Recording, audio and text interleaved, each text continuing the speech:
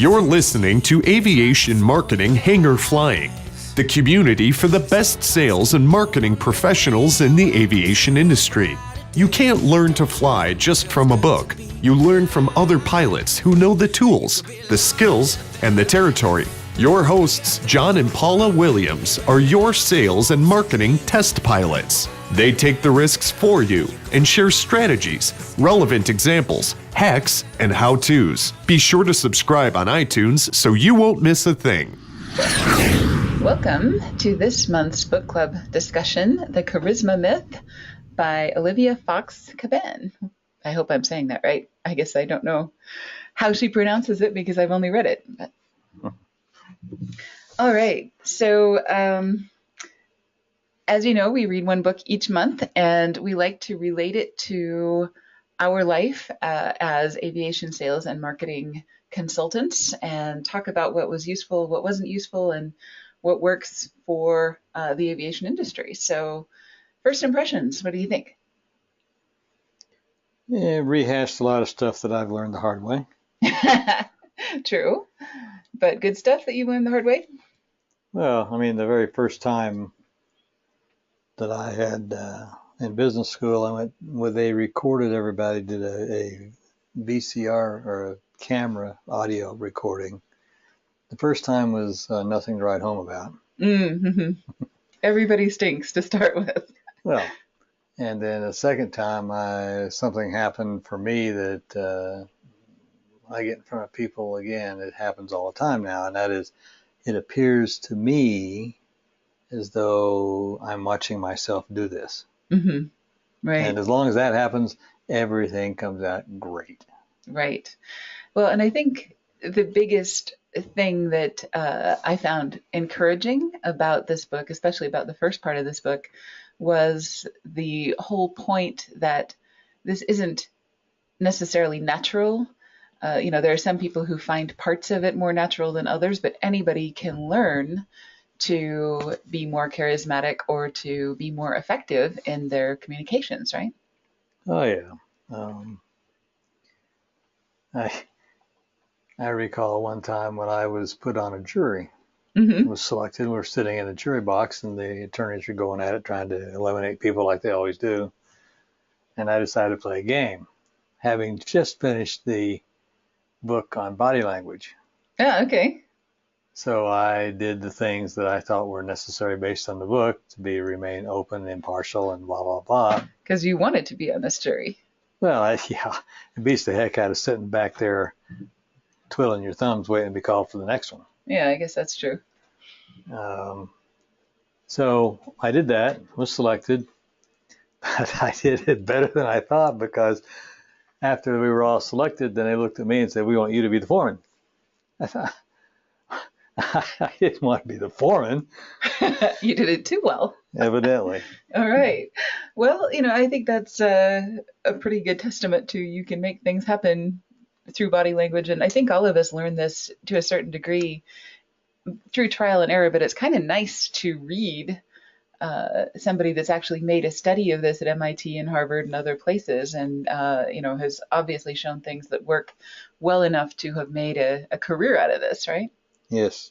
Okay, cool. So first of all, let's talk about charismatic behaviors. And I think the way that she starts the book, you really can't beat the story that she uses to start with. And I'm going to read just a little bit of this because I don't think it can be improved on much.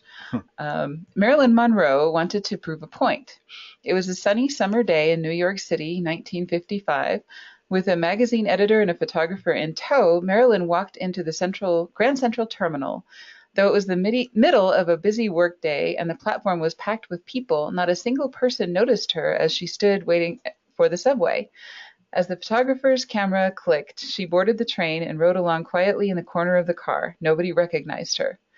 Marilyn wanted to show that just by deciding to, she could either be glamorous Marilyn Monroe or plain Norma Jean Baker.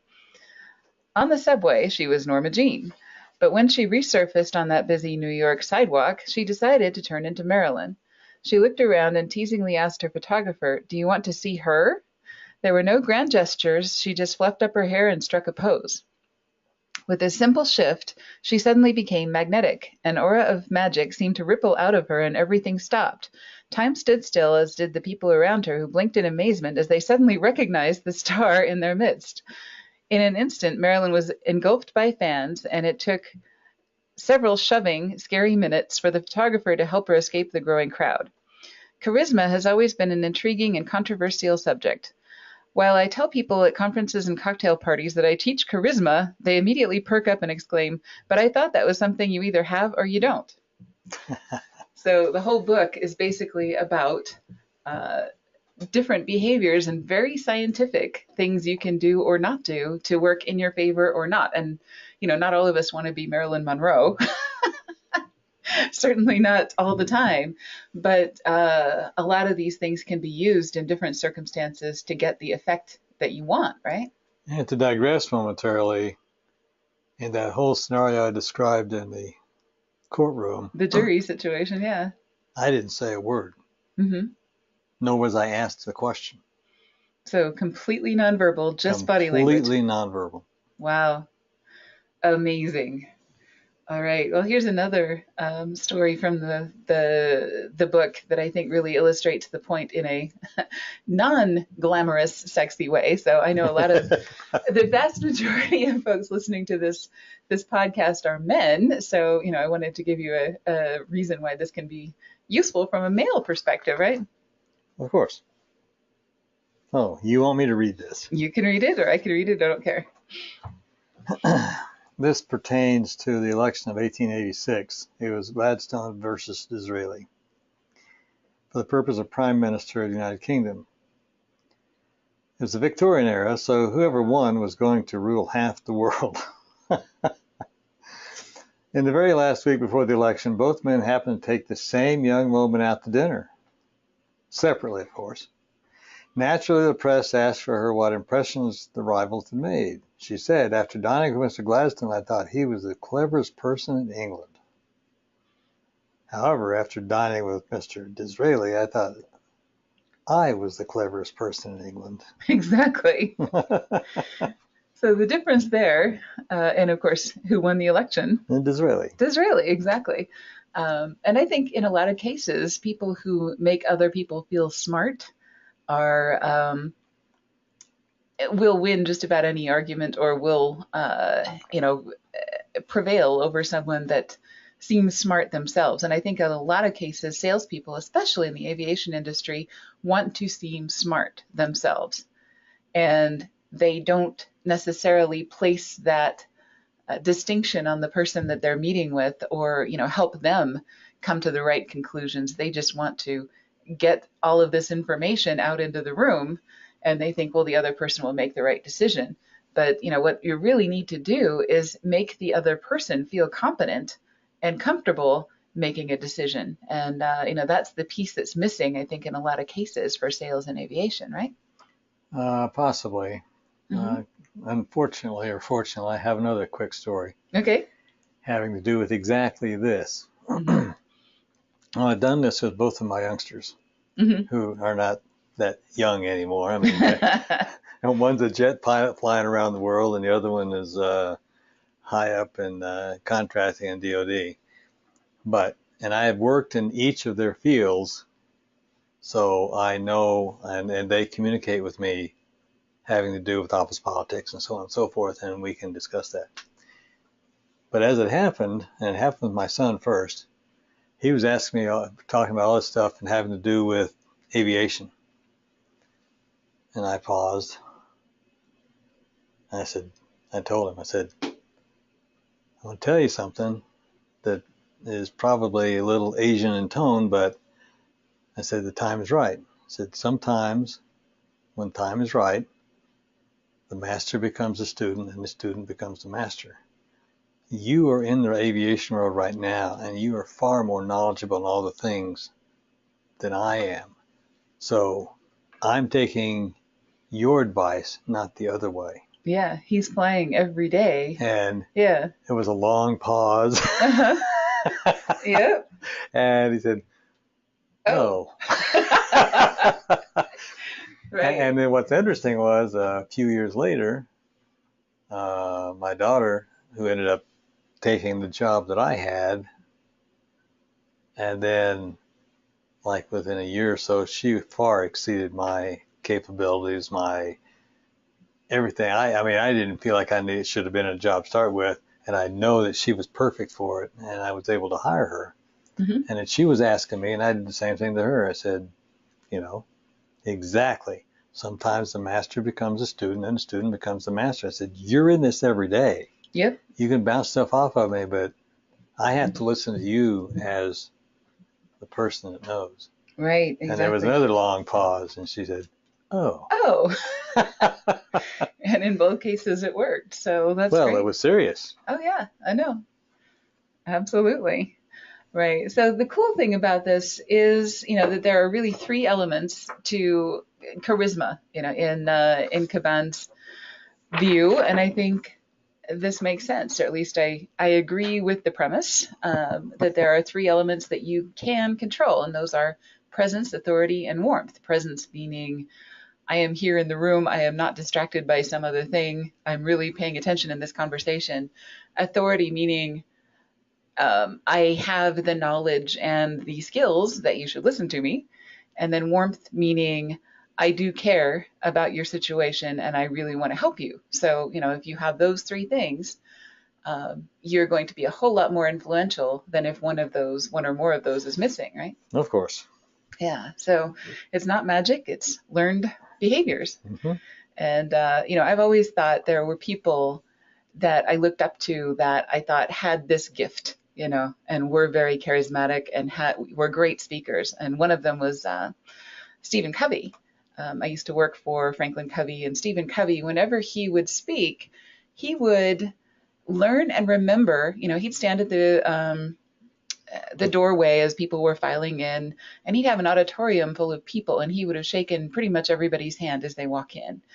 And he would remember hundreds of names, and he'd be up on stage talking, and he would bring people into the conversation by name, people that he had never met before, and he used all three of those things. Of course, he had a lot of presence, was very focused on the conversation, very focused on the subject matter of what he's talking about. So he kind of forgot himself. He would, focus on the people he's speaking to and the subject that he's talking about. And then authority, of course, he's Stephen Covey, for Pete's sake. No problem there.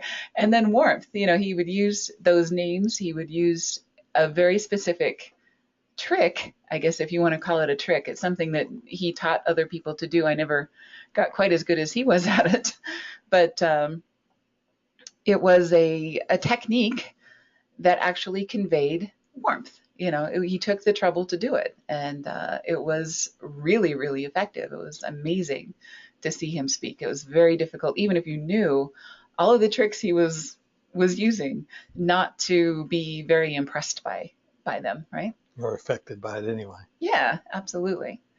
All right. So next thing, overcoming obstacles. There's always obstacles, right? In a perfect world, everybody could do this perfectly every time, right? Well,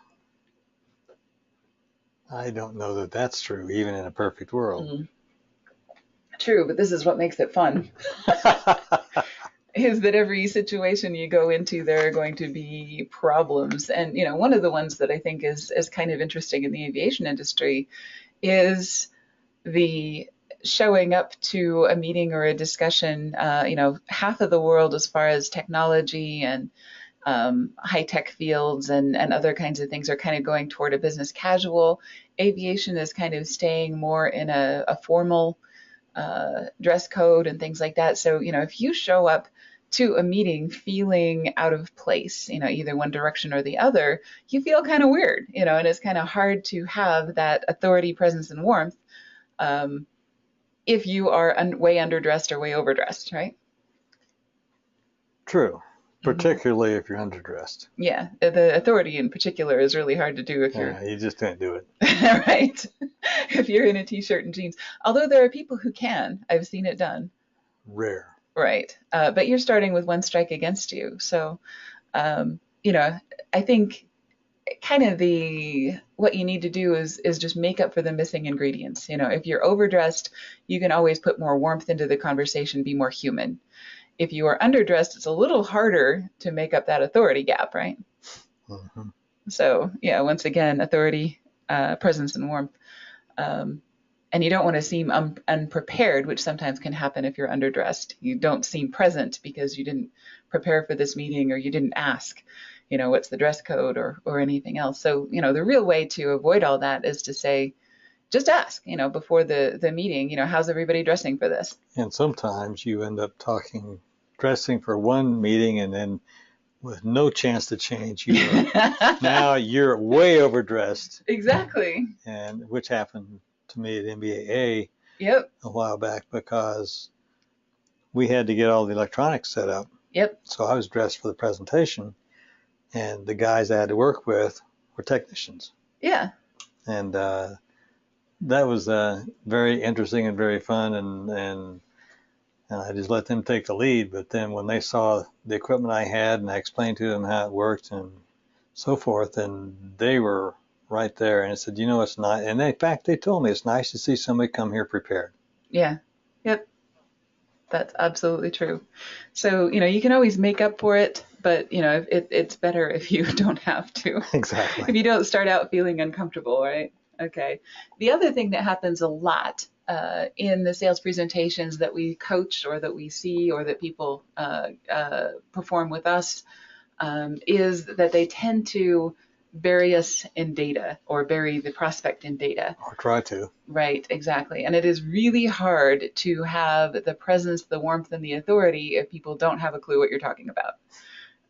And there are so many times when we see, you're losing people in the first 5 minutes. And, if you don't step in and go, wait just a minute, let's back up and talk about why this is important, and not just flood people with charts and graphs and data and facts and features and so on. And this kind of goes toward the feature versus benefit scenario. A benefit is always, why is this important to the prospect? Not, we have these really fantastic gee whiz gizmos that are 1,000 times better than anybody else's, with no idea why or what that means in the real life of the prospect, right? Mm-hmm. Right. So, that's another obstacle that I think a lot of people have, and that is that they overcomplicate their sales presentations, and they really need to simplify so that they can focus more on the importance of presence, authority, and warmth, because if you don't have those things, it doesn't matter what data you put out there, people aren't going to believe it anyway, right? Yep. Just like in any project. Absolutely. You have to know what altitude you're talking to. Right. I think there's a really good story that I heard in a mastermind group for marketing, and this was basically given by a doctor. And he was in shorts and a t-shirt in a grocery store. And this guy happens to be an ENT, ear, nose, and throat specialist. He's got more degrees than you could shake a stick at. He's got, these unbelievably qualifications, and it costs, if you went to go see him, thousands and thousands of dollars, or hundreds of thousands of dollars to go see this guy. But anyway, he sees this woman and her child in a grocery store, and the child is coughing, and he's just like, I should go up to her and just tell her to do this and that and the other thing, something really simple. I don't even remember what it was, if it was, vapor or eucalyptus or something. But anyway, something really simple. And then he thought, what? She is not going to receive that very well, because I'm in a grocery store. She has no reason to believe me. I'm in shorts and a t-shirt, and she's just going to think I'm some kind of a crackpot that has no authority, presence, or warmth. I'm just some dude on the street. But if she came to see me in my office, I would give her exactly the same advice, where I'm in my lab coat, I've got that authority. She's waited for half an hour and she's paid $100,000 to see me. And then I would tell her exactly the same thing, and she would follow it religiously, and she'd get great results. So it is worth setting up these elements of charisma in order to be believed, otherwise you're just working against yourself. And it doesn't matter how qualified you are. If you don't set up these elements, nobody's going to believe you, right? Mm-hmm. Okay, cool. All right, carrying on. Charismatic first impressions. I thought this was really good. One thing that I really like is in the first 15 seconds, people decide, are you friend, foe, or food? Well, not about the food part, but Right. Well, I mean, it's almost a biological thing. And if you've ever been diving, scuba diving, where there are sharks and a shark comes up to you, you can tell what's going through the shark's mind is how much trouble is this person going to be to eat, and you've got this nasty wetsuit on and you got this big metal tank and everything else. So hopefully they'll find something that is easier and more fun. And if you're seeing the slides, this lady's got one of those little underwater whiteboards that says, eat him first, he tastes better. But, you can just tell from the look on the shark's face that he's going through this evaluation of how much hassle is this person going to be to eat. And, hopefully they make the decision, you know what, I'm going to go after something less dressed up or less complicated, right? mm-hmm. On the other hand, if you meet a dolphin, their first impression is how much fun is this person going to be, right? Yep, and if you've ever swam with dolphins. Mm-hmm. And it's like, what games can we play? What can we do together? What's going to be fun about this experience? And, it's obvious from their demeanor and their facial expression and everything else. So, this stuff goes beyond human. It's biological. When you first meet something, you have a first impression, right? Okay, so people instantly judge a lot of different things within less than a second. And there's some notes that I took from the book. If you want to share those, or I will share those. All right. So why do first impressions last so long? Because according to economist Kenneth Galbraith, when faced with the choice between changing one's mind and proving that there is no need to do so, almost everyone gets busy on the proof that there's no need to do so. The truth of first impressions, even based on a photograph, people are almost always right about their first impressions, even if they've just seen a photograph of a person, which I think is kind of crazy, but it seems absolutely true. And CEOs admit that they make a decision in the first few seconds of an interview, so it doesn't really matter what people say or what people do. The decision's already been made in the first few seconds. And I think it's really interesting that people are almost always right. I guess, that comes from, what was it, Malcolm Gladwell's book, Blink. Mm-hmm. In people process more information than they're conscious of processing. So, when you meet somebody, you have a pretty good idea whether they're nervous or not, what their authority level is, all of those different things. Without even consciously thinking about it, you're processing a ton of data. All right. Here's a gentleman that we met in one of the mastermind groups that we belong to. They have a thing called the Diamond Lounge, right, where people hang out together who are in a certain level of these groups. And the Diamond Lounge basically is where people hang out between lectures. And we had like half an hour between lectures this one day. And Parthiv Shah, never met him before, First impression, he walks up to John and I at this little cocktail table. We're eating munchies and, getting ready for the next half hour or next several hours of lectures. And we're pretty much exhausted from a bunch of things, traveling and everything else and so forth and so on. But Parthiv was just bubbling with enthusiasm. And he comes up to us and says, "Hi, I'm Parthiv Shah, and this is my company, and I want to hear everything about what you do, because we're going to make a lot of money together." I'm like, oh, that's interesting, and he just laid out, here's what I do, listened very carefully, here's what we do, and, was just all brainstorming for the next half hour. And we were late for our next set of lectures because he was so engaging and so involved. Effervescent. And we have not yet figured out how to make $1 million together, but that's still in the works. Not for lack of trying.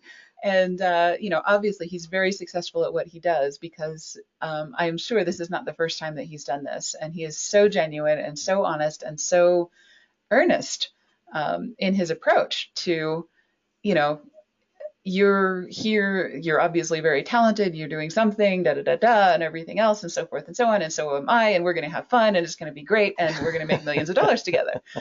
And, just talks very fast. And he does. He was talking just about like that. And has this, overwhelming charisma and presence that you can't help but smile, and be affected by it. Mm-hmm. So, yeah, he's like the human dolphin. And Parthiv, if you're listening to this, we're still working on that. So we will figure out something to make $1 million together, and it will be mutually very profitable. But all right, so let's talk about speaking and listening with charisma. That, of course, is one of the keys to this after you've made a first impression, right? Mm-hmm. I really like this quote. This is, I'm not sure if she was the first person that said it, Margaret Revolt. Argue like you're right and listen like you're wrong. I think most of us fall down on the second one more often than the first. At least I do.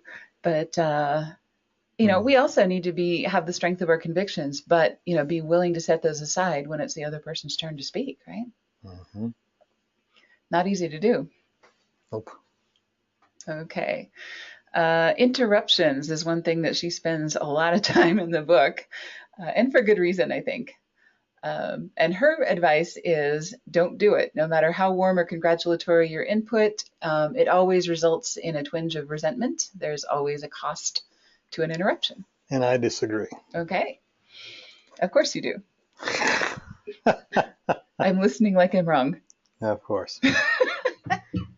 Well, I mean, there are many times in at least technical discussions when you can save 15 or 20 minutes of time if you zap them at a certain point and say, hold it, and ask them a quick question to make sure they are made the right assumptions for where they're going. If they haven't, they're going to say, oh, thanks. And then they'll go a different way. So interruption is not always bad. Mm-hmm. And in fact, I can remember having a meeting in Europe with a whole bunch of people, which involved some native Indians from India. And I was going down through this, and they were all nodding their heads, and nobody interrupted me. And we got to the end, and they were coming up and talking to me. I said, but you agreed with me. I said, no, we didn't agree with you, but you were shaking. Oh, no. That you wish they would have interrupted you. Exactly. Wow. Okay. Well, in that case, I stand somewhat corrected. Although I do think in most cases, she's right. Being interrupted does cause people to first, their first impression at being interrupted is, how dare you? And then their second is, okay, maybe you have a point. But you're making... you're starting out on the wrong foot potentially. I think the problem is that there are instances, and she doesn't describe what those instances are when you shouldn't. Mm-hmm. And because of her predilection, I'll say. Predisposition. Okay. She doesn't want to even talk about the fact that there are times when you should. Okay. I will concede that, but I think, for the most part, she's probably right more often than not. I disagree with that too. Okay, fine. You go right ahead. It again depends on the situation. Mm-hmm. Totally agree with that. Okay, so on the other hand, when you're in a sales presentation and someone interrupts you, you can turn that on its head and just say, okay, congratulations. You have struck a chord, or you have upset somebody, or you have done something to cause a response, and a response is always good. Whether the response is good or bad, it is good in your favor if you're the salesperson, because then you know more than you did before. So, if you take the good and ignore the bad, you can use that in your presentation. In a sales situation, when a sales guy says something and the client is responding, then mm-hmm. Yeah, you don't want to interrupt that. Mm-hmm. On the other hand, the person listening to the sales presentation has every right and should interrupt at time to time. Mm-hmm. Cool. All right. So, difficult situations. We both had these, and I actually really like her advice on this. Um, I've actually used this without knowing that was what we were doing. Yes, you have. In one instance, working at a very large organization that shall be unnamed, um, there was a situation where, there was something where I felt very strongly that I was right, and there was a group of people that felt very strongly the other way. It was actually a committee, right? So going before this committee was a huge waste of my time and theirs, because there was no way on God's green earth that they were ever going to agree with me.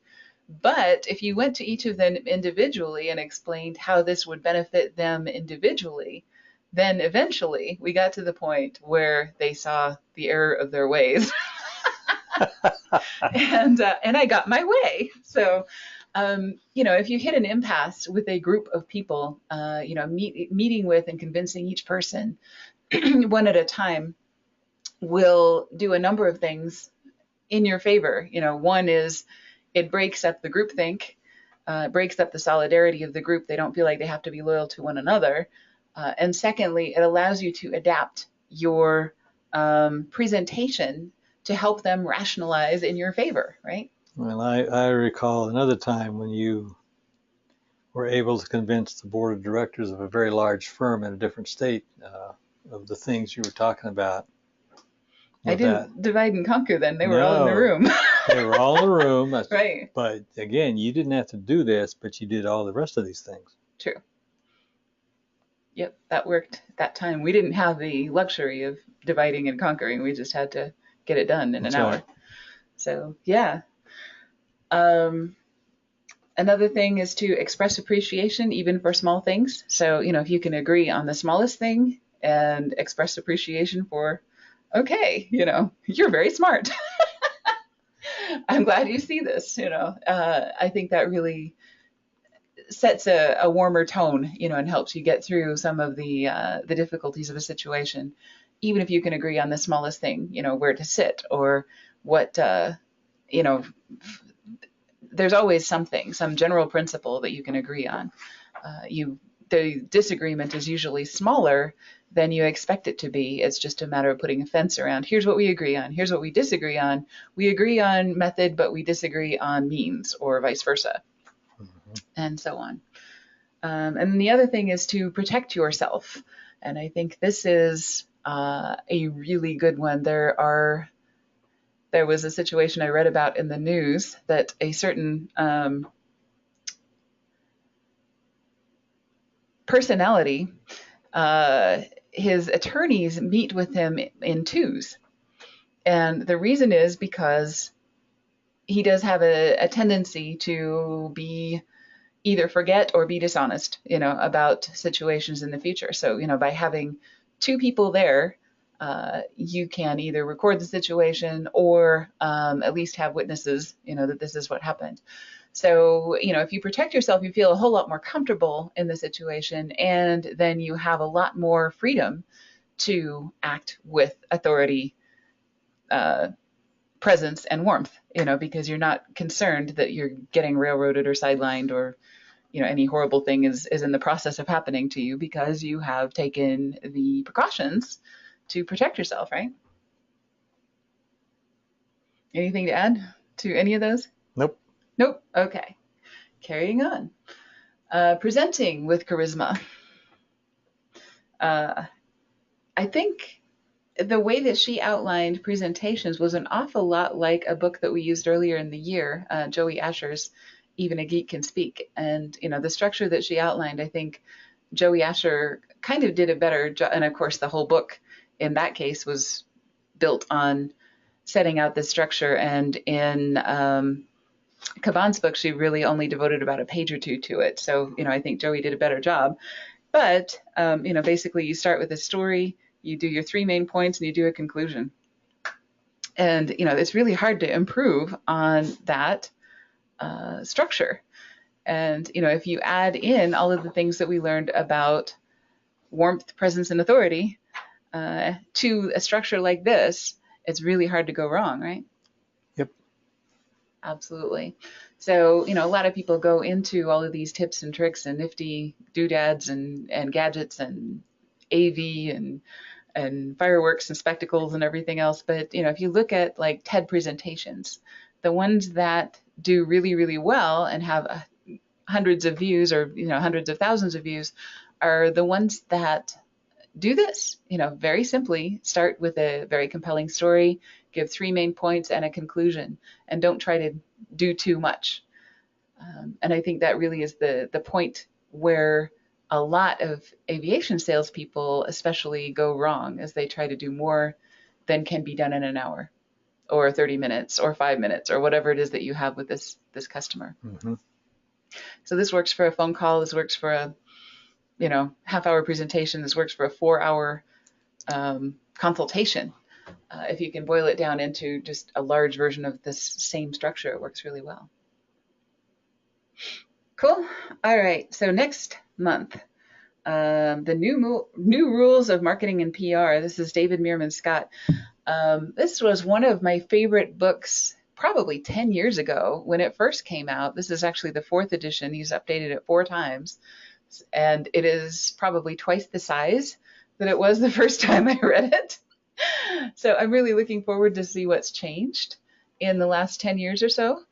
But, this was probably one of the first books that I read when I was getting out of working with Wells Fargo and getting into working with aviation and, kind of jumping out of the corporate structure into being an entrepreneur.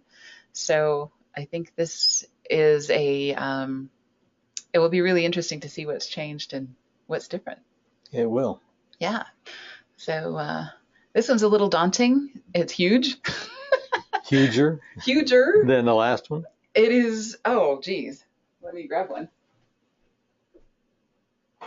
Oh, that one. Okay. Yeah, this thing is a brick. This is 400 and, well, counting all the annotations and indexes and everything else, is 457 pages. So this is daunting and, some light summer reading for you. But anyway, I do think it is a very worthwhile read. And this was my Bible probably for the first 6 months after starting our consulting firm. This really did a lot for us. So I'm hoping that it will be a really good resource for the group too. Probably will. All right. So go sell more stuff. America needs the business. Absolutely. Have a great month, and we will see you next time for our review of the new rules of marketing and PR.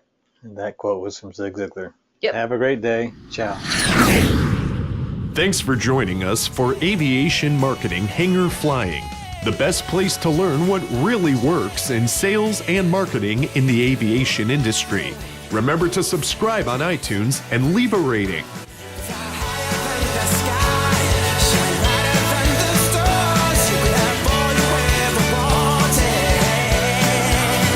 You know you could.